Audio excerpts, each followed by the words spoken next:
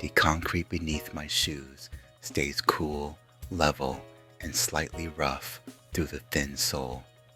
A narrow strip of raised bumps runs near the edge, firm and evenly spaced under careful weight. The platform's surface keeps its grain in the low light, matte, dry, and plain. Painted lines feel smoother than the surrounding concrete, sealed over the same hard base. The air rests cool against my hands, leaving the skin awake without any sharp discomfort. My coat sleeve brushes my wrist with a soft drag each time my arm settles again. The bench beside me holds a flat chill in its metal slats, steady and unsurprised. Its surface gives nothing back, only a clean hardness through fabric and stillness. The railing near the stairs keeps the same worn finish, smooth where many palms have passed. Its rounded top feels colder than the bench and more exact beneath the hand. A faint vibration stays under the platform, light enough to notice, light enough to ignore.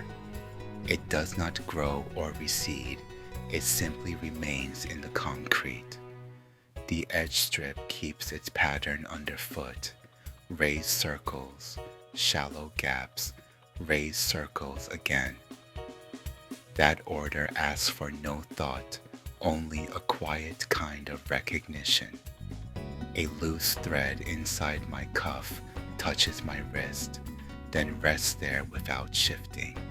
I notice it, then leave it alone because it does not ask for correction. The tile near the support column feels cleaner than the concrete, harder and slightly slicker. A thin seam divides one square from the next with exact, narrow lines. My sleeve lining holds a mild warmth against my forearm, soft and even. The outer fabric stays cooler, carrying the night more directly across its surface. A station sign stands above the bench with a painted face gone smooth at the corners. Its metal frame feels colder than the post that holds it in place. The platform carries a dry night texture, settled dust, cool rail air, still painted surfaces. Nothing in it feels fresh or disturbed. Everything feels already in use. The bench edge presses a straight line against the back of my knee when I stand near it. That pressure stays simple and local, with no need to shift away. A rubber sole grips the platform lightly, catching on grain and holding without effort. Each small change in weight meets the same stable resistance. The support column near the center has a painted surface with small raised marks beneath it. The brush texture remains under the coat of paint, visible to the hand. A paper schedule behind glass sits flat and unreachable, its frame cool in the air. The glass has a faint dryness on it, smooth and untouched. My scarf rests close at the neck, holding a small warmth where the air cannot reach. The woven edge near my collarbone feels softer than the rest from repeated handling. A low hum stays in the rails below, thin, constant, and without any message. It does not direct attention, it only confirms the place. The concrete keeps tiny chips along one corner near the bench leg, rougher than the rest. Their edges catch the sole for a moment, then let it pass. A metal trash bin stands by the stairs with a perforated surface, cold and lightly ridged. Its rim feels firmer and smoother than the patterned side. The night leaves the platform dry, not damp, not sharp, only cool and settled. That dry coolness makes every surface easier to read by touch. My glove seam presses a narrow line against the side of one finger. The pressure is so even that it becomes part of stillness. The edge of the bench has a rounded finish where hard use has softened the line. That worn smoothness feels more familiar than polished metal usually does.